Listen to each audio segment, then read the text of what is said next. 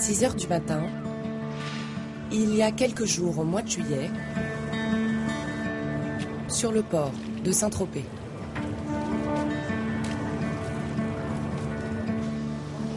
À l'heure où les derniers fêtards vont se coucher, les premiers commerces lèvent leurs rideaux.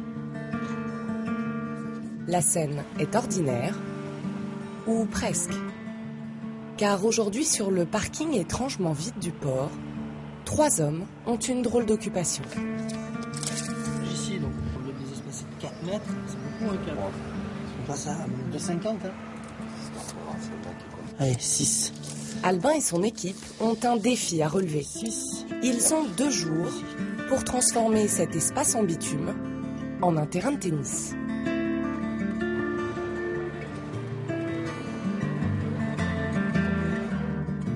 On réduit de 1 mètre là et de 1 mètre là, ça veut dire que déjà on gagne 7 mètres sur le déplacement d'ici.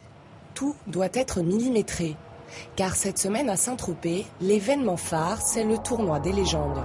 Ici, les plus grands tennisman de ces 30 dernières années vont s'affronter, une compétition de stars dans le village le plus connu de la planète.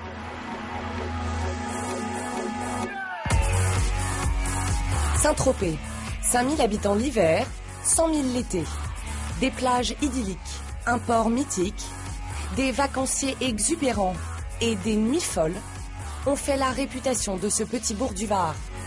Cet été, les stars les plus en vue sont des monstres sacrés du tennis. Björn Borg, John McEnroe, Ilie Nastase, Fabrice Santoro ou encore Henri Lecomte font leur retour sur un terrain de tennis pour 48 heures d'exhibition.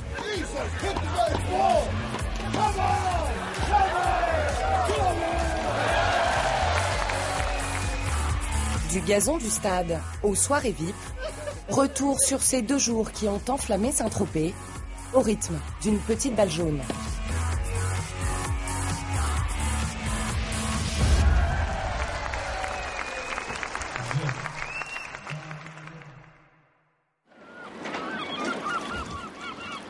Mais avant de jouer sur le port, il faut encore planter le gazon sur le terrain de tennis. C'est le travail de Yazid. Ici, il doit créer un court en herbe, une reproduction du mythique tournoi de Wimbledon. Et Yazid n'est pas très content, car le plancher sur lequel il doit installer son herbe n'est pas vraiment plat. Regarde. Et les jeux, tout ça, là. En l'état, impossible pour les tennisman de jouer correctement. Oui, tout à fait. Mais j'ai l'impression qu'ils ne se rendent pas compte, c'est pas une piste de danse, hein, c'est un terrain de tennis. Et puis. Pour Yazid, pas question de poser son gazon sur ce plancher. L'année dernière déjà, il avait posé problème aux joueurs. Il faut donc rectifier le tir. Sans plus attendre, Yazid fait retirer les dalles qui ne vont pas. Allez, vas-y, on va s'occuper avec vous. Allez, allez les gars, on va s'en occuper. Pas de temps à perdre, Yazid prend lui-même les choses en main. On avait une forme concave ici, donc on va recaler de façon à trouver une planité parfaite, quoi. On a quand même du beau monde qui vont jouer dessus, hein. Donc on est obligé, voilà. Donc là, tu cales en plein milieu, voilà, super. Il faut vraiment que ce soit nickel, nickel, nickel, nickel. Encore un peu. Voilà, très bien. Non, mais là, c'est bon maintenant. Là, ça ne bouge plus parce que c'est calé, c'est d'aplomb. Après plus d'1 heure à essayer de rattraper le plancher, Yazid peut enfin retrouver le sourire et passer à l'étape suivante. Installer ses rouleaux, une moquette de gazon. On déroule nos tapis toujours dans le même sens, de façon à garder le sens du poil. C'est la première opération, c'est on ouvre les tapis, les faire aérer un petit peu. C'est de la vraie herbe, c'est quoi? Non, c'est un gazon synthétique, hein. Donc c'est représentation du Wimbledon en bicolore. Wimbledon à Saint-Tropez. Pour Yazid, l'enjeu est de taille. Habitué au cours des plus grands tournois du monde, les joueurs sont exigeants. Il n'a pas le droit de se rater. Or, le temps perdu à rectifier le plancher bancal il va falloir le rattraper. Et il ne lui reste plus que 24 heures avant le début du tournoi.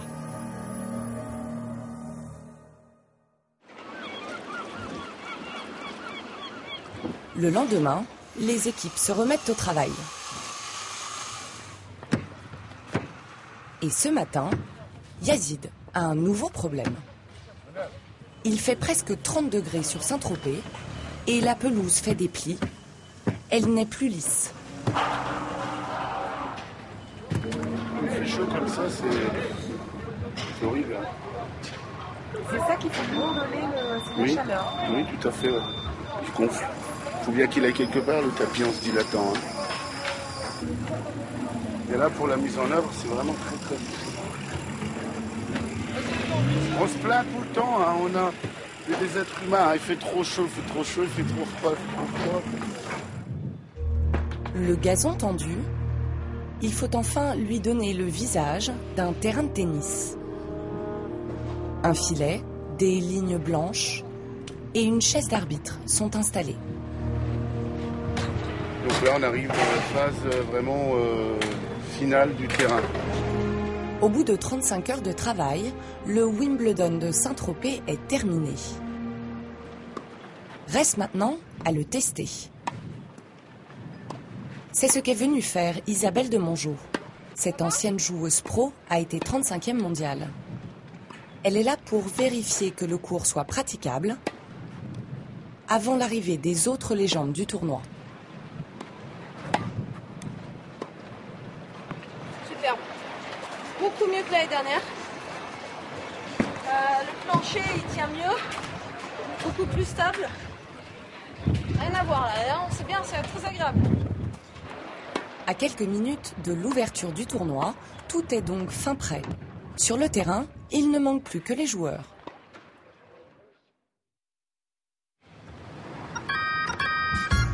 À l'autre bout de Saint-Tropez, Henri Lecomte est le premier à sortir de son hôtel. Avec Iline Astaz, il fait partie de ces anciens champions qui sont venus jouer sur le port. Lunettes de soleil et téléphone à l'oreille, l'humeur est plus à la rigolade qu'au stress de la compétition. Allez, ok, je te remercie. Allons-y, jeune demoiselle, nous sommes partis. Cet ancien champion qui a remporté la Coupe Davis avec Yannick Noah n'est pas vraiment là pour se prendre au sérieux. Si sa carrière de tennisman est maintenant derrière lui, à 49 ans, Henri Lecomte a tout de même gardé le plaisir de jouer, surtout ici, à Saint-Tropez. C'est franchement agréable de pouvoir jouer sur cette surface. Comme il fait très chaud, tu vois, donc si tu joues sur imagine sur du béton là ou une surface en dur, là je peux dire que tu meurs. Là, le gazon synthétique, c'est quand même une surface plus agréable où on se sent mieux, quoi. Mais c'est quand même un truc de fou de se dire qu'on joue sur le port de Saint-Tropez, quoi. C'est génial. Au même moment, en centre-ville. Ce n'est pas en voiture qu'arrive un autre joueur du tournoi, mais en bateau. Sous sa casquette, Anthony est un passionné de tennis. Aujourd'hui, il va affronter ses idoles, comme Henri Lecomte. Le jeune garçon est venu en voisin avec son papa. Il habite à Sainte-Maxime, de l'autre côté de la baie de Saint-Tropez. L'été, on vient jamais, c'est trop de monde. Et on vient l'hiver, mais l'hiver, il n'y a rien. Donc, c'est amusant de voir autant de monde et autant de beaux bateaux. Hein. Allez, c'est bon, on est reparti. Et c'est d'un pas pressé que toute la famille se dirige vers le stade. Pour Anthony, c'est un rêve. Il a été choisi pour jouer avec les plus grandes légendes du tennis. T'as hâte ou pas d'y être? Oui, Pourquoi t'as hâte? parce qu'il y a tous les anciens champions. Il y a qui par exemple? McEnroe, Borg, Lecomte, Navratilova, de Mongeau, Barami. Et pourtant, Anthony, 8 ans et demi, n'était pas né quand tous ces joueurs faisaient lever les foules. Mais de son père, professeur de tennis, il a appris l'histoire de ce sport. C'est ça que je viens, je crois. Elle est pas mal la surface. Ouais. Aujourd'hui, Anthony a une journée chargée. Avec ses copains, il fait aussi partie des ramasseurs de balles et il s'y voit déjà. Je te parie que Gaspard il va être là-bas, Adé là, Jess là et Kevin là-bas. Et moi je vais être là-bas. T'as déjà fait la répartition et toi tu seras où alors? Au filet là-bas. Où là? Une journée dont Anthony devrait longtemps se souvenir. Moi, je me souviens de la première fois que j'avais joué avec Nastase et Stan Smith, j'avais 13 ans, 14 ans, 12 ans. C'était au stade de Coubertin, je m'en souviens encore, donc tu vois. Et j'ai joué que 3 minutes. Hein. Tandis que là, avec Isabelle de Mongeau, avec aussi il y a Martina Navratilova qui vient aussi jouer avec nous. Ils vont pouvoir avoir un petit peu de temps pour jouer avec nous et taper quelques balles. Et voilà, je crois que c'est aussi ça. Ça aussi, c'est très important. Parce que les enfants, ils s'identifient un petit peu à nous. Ils voudraient peut-être réussir comme nous ou mettre encore plus fort. Donc tu peux pas ne pas leur donner ça, quoi. On regarde Federer qui avait, je crois qu'il a été ramasseur de balles de Jimmy Connors. T'as vu, 17 grands chelems. Je pense qu'il a fait mieux que lui, non? Meilleur joueur de tous les temps, voilà. Et c'est pas fini. Donc ça reste quelque chose. Faut pas rester égoïste. Je crois que le sport nous a donné énormément. On doit le rendre. Et bien qu'Henri Lecomte ne soit plus sur le circuit depuis plus de 15 ans, ici, on ne l'a pas oublié. Je sais. Oh là là là là. À peine arrivé, il est happé par les fans. Hein, dépêche-toi alors, j'ai pas que ça à foutre, moi. Oh, je calme là. Henri. Super, hein? Super. Je peux avoir une petite signature? Putain, t'es exigeante, toi. Ouais, mais c'est parce Prends que le capuchon. je vous connais bien. Tout ça? Oh bah si t'es Super. pas contente, c'est pareil. Hein. Merci beaucoup. Sur le court, Anthony, lui, a déjà la raquette à la main. Et toi? Une rencontre entre enfants et champions organisée par Isabelle de Mongeau. Cette joueuse à la retraite s'occupe aujourd'hui d'entraîner des Ça enfants va les enfants? comme Anthony. Vous êtes prêts? Vous êtes chaud ou pas? Ça amène les jeunes à avoir aussi envie de toucher la compétition et à être proche des champions vers qui on n'est plus trop proche quand on est sur les grands tournois. Malheureusement aujourd'hui on ne peut plus trop les aborder et je crois que c'est ça qui caractérise aussi ces événements, c'est de revoir les anciens champions et puis d'être des champions qui ont du temps et qui peuvent donner du temps à ces enfants. Sur le côté du court, Henri Lecomte observe les enfants. Oui, allez monte au filet, ouais. Parmi eux, il repère de la graine de champion.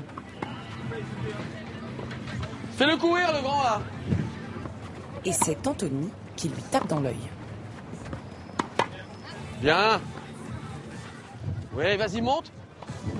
Bien, ça. Ouais. Déjà 30, Lui, là. il est super fort. Putain, il y a une technique. Il est vraiment motivé grave. Comme Henri Lecomte, Anthony est gaucher. Pour son âge, il impressionne et le jeune garçon va même avoir son moment de gloire. Le petit gaucher qui joue bien, là. Anthony, allez hop, va là-bas. Prends une raquette. Sous le regard attentif de son père, Il faut Anthony les a balles. le droit à un cours particulier Allez, Anthony, vas-y. avec Henri Lecomte Allez. et Isabelle de Mongeau. Balle. Face à ces deux monuments du tennis français, Anthony donne tout. Bien. T'as les bonnes frappes, lui, hein. Il se permet même de les lober. Allez, ouais. Un événement pour toute la famille, car tous sont très investis dans la passion d'Anthony. La vie de famille, elle s'articule autour de la compétition, des entraînements. C'est un rythme auquel tout le monde doit s'adapter. C'est pas toujours facile. Et lui, il veut être dans les 10 meilleurs. C'est le rêve. Voilà. Après, je sais pas de quoi sera fait demain, mais voilà. Il a très envie. Et pour Anthony, après l'effort, le réconfort. En coulisses, il retrouve Henri Lecomte. Allez, viens, la star. C'est toi, la star. Viens là. Et l'ancien champion ne manque pas d'encourager le jeune prodige. C'est bien, faut continuer, c'est bien. Hein. Le revers, tu te balades. Hein. Le revers, il est là. Hein. Le coup droit... Attends, j'ai un cadeau pour toi, attends. Un moment privilégié pour le garçon.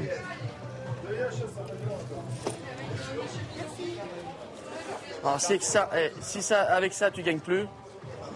J'en ai déjà. T'en as déjà un de l'année dernière? Oui. Tu continues, hein? Faut que je te vois l'année prochaine, encore que tu frappes dans la balle, hein? Que tu avances.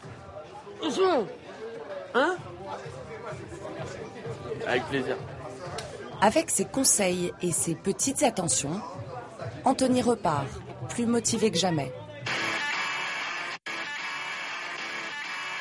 Mais pendant ce tournoi, les enfants sont loin d'être les seuls fans de ces anciennes gloires du tennis.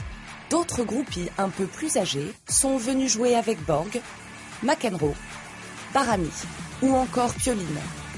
Des VIP comme Cyril Hanouna, fraîchement arrivé de Paris avec son short, sa raquette et son humour. Tu peux le faire, mon petit. Allez, regarde-moi. Regarde la balle. Pense à la balle. Pense qu'à la balle. Regarde-moi. La star du petit écran va faire équipe en double avec le plus jeune des retraités du tournoi, Fabrice Santoro. Lui a la pression, parce qu'il sait que le match tient à lui. C'est que moi, ça sert à rien. Moi, de toute façon, c'est pas moi qui vais faire basculer le match. Comment ça va? Ça va? Mais quand il découvre le cours en herbe, ça ne le rassure pas. Quoi, c'est là direct là? Mais attends, j'ai jamais joué sur un terrain comme ça. Cyril Hanouna, c'est une expérience. On débriefera dans quelques minutes. C'est sa première tout court, je crois. Cyril Hanouna entame la partie, pas très sûr de lui.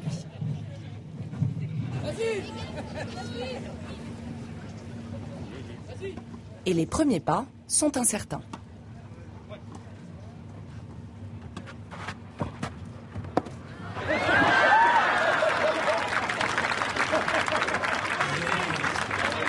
Du coup, Fabrice Santoro prend les choses en main. La balle fuse. Et les petites phrases aussi. Merci. Hein.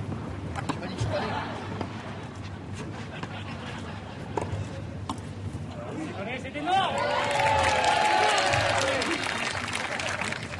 0,30. Si vous n'avez pas le niveau, faut le dire de suite. Hein. On arrête, alors c'est toujours le vent, c'est toujours quelque chose. Il y a du vent pour tout le monde. L'habile Fabrice Santoro régale le public avec quelques coups de maître et sert pour la victoire.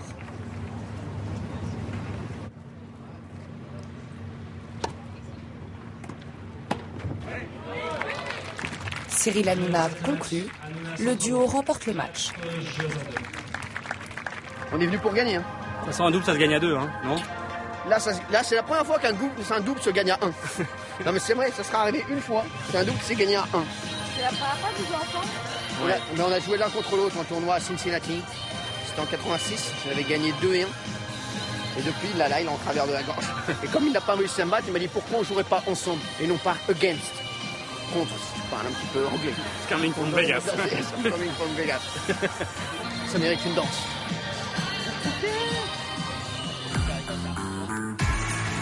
Cyril Hanouna n'est pas le seul à être venu se mesurer au plus grand.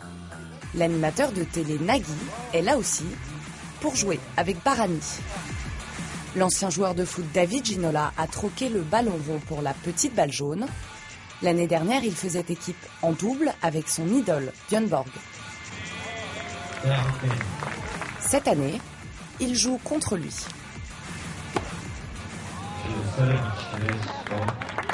J'ai eu la chance l'année dernière de jouer avec lui, de gagner.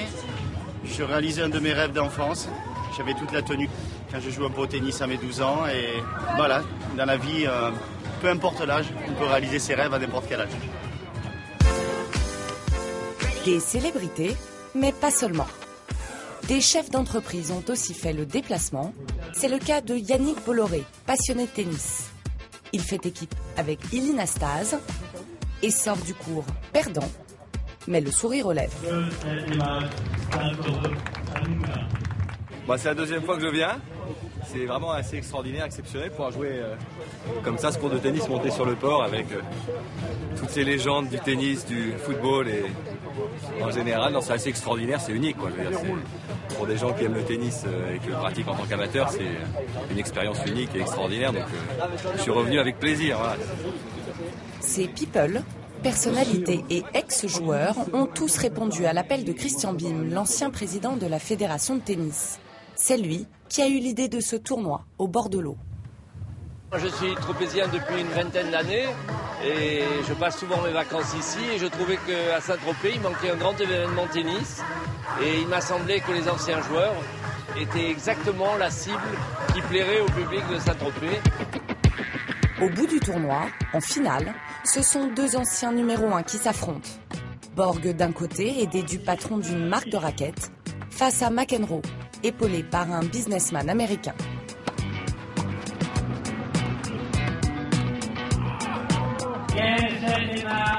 Et la victoire revient au géant suédois. Je dois dire que mon partenaire a très bien joué. Je n'ai jamais vu aussi bien jouer en fait. C'est la raquette. Tout est dans la raquette. C'est impressionnant de jouer avec Björn Borg. Incroyable. C'est le meilleur joueur de tous les temps. Et si ces anciennes légendes ont toujours un sacré jeu de jambes sur le court... Surtout que Alexandre doit être bien chaud. Hier soir, il était chaud, mais chaud. Le soir venu aussi, ils aiment se dépenser. Et c'est dans les endroits les plus huppés de la ville qu'ils passent leur soirée. Car l'été, Saint-Tropez ne dort jamais. Hôtel de luxe, champagne à volonté et défilé de mode. Pendant 2 jours, les joueurs se mélangent aux célébrités pour faire la fête. Tard dans la nuit, c'est bien sûr au célèbre VIP Room que le rendez-vous est donné. Dans ce lieu phare des nuits tropéziennes, nos champions se retrouvent autour d'un verre. Il faut quand même te dire une chose, c'est que nous, aujourd'hui, c'est terminé. Notre carrière est derrière nous, on prend du plaisir, on est heureux de se retrouver là. On est dans un bel endroit quand même, tu vois. C'est sympa de se retrouver entre copains. Avec des mecs qui racontent que des conneries. Et c'est en personne que Jean Roch, le propriétaire des lieux, vient saluer ses invités un peu particuliers. C'est énorme. Et je t'appelle.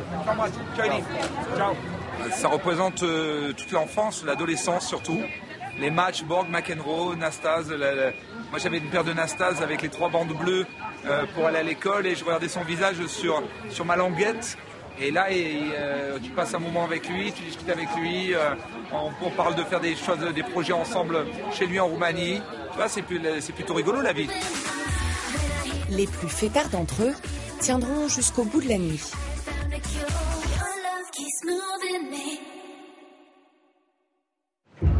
Le lendemain matin, Saint-Tropez se prépare. Car sur le court aujourd'hui, on rejoue l'histoire.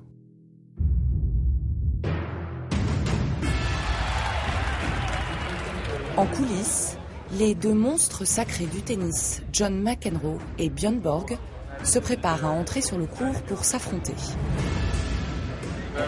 Je suis très stressé et j'ai eu du mal à dormir. Mais je suis aussi très excité. J'essaye de conserver toute mon énergie pour le match. Et j'espère qu'il y aura pas mal de spectateurs pour regarder. Quand je le vois en face de moi sur le court, c'est quelque chose de particulier. Ce sont des bons souvenirs qui reviennent. Jouer contre John, c'est toujours quelque chose de vraiment spécial. Car le destin des 2 tennisman est lié depuis un match historique. C'était le 4 juillet 1981, en finale du tournoi de Wimbledon. Le jeune John McEnroe tente de détrôner celui que l'on appelle alors l'iceberg du tennis, Björn Borg. Le Suédois joue pour une 6e victoire consécutive à Wimbledon, mais McEnroe compte bien détruire le mythe.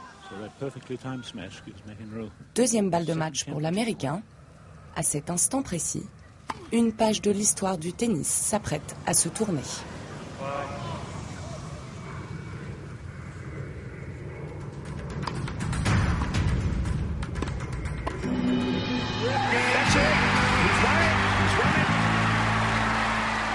Après 3 heures et 22 minutes de combat, McEnroe réalise l'exploit et entre dans la légende du tennis.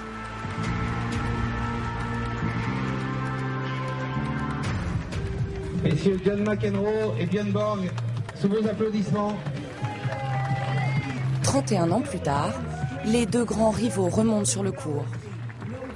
Les joueurs ont pris quelques rides, mais ont conservé leur talent et quelques beaux gestes.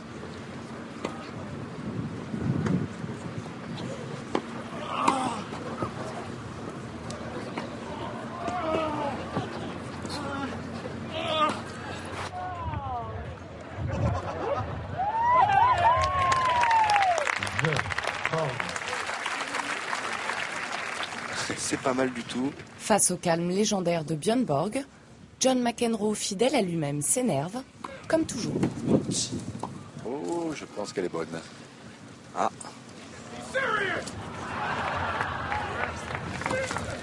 Pour régaler le public, le showman américain se réveille. Jeu partout. 3 jeux partout. Il est allongé. Il fait des pompes. Il s'entraîne. Et voilà, bah, c'est pas mal, hein, après de 50 ans, là, ces petites pompes. Malgré ses frasques et un vent particulièrement gênant, 40.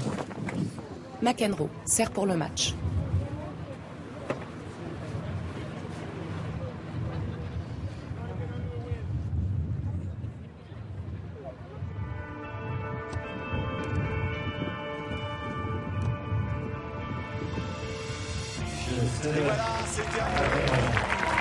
Une nouvelle fois, l'Américain l'emporte face à Björn Borg, comme 31 ans auparavant. Tous les deux ont déjà promis de se retrouver l'an prochain, à la même date, sur le même terrain, pour remettre en jeu leur titre. Le comte Barani, Pioline Santoro, devrait aussi être de la partie pour investir à nouveau avec leur raquette le port de Saint-Tropez.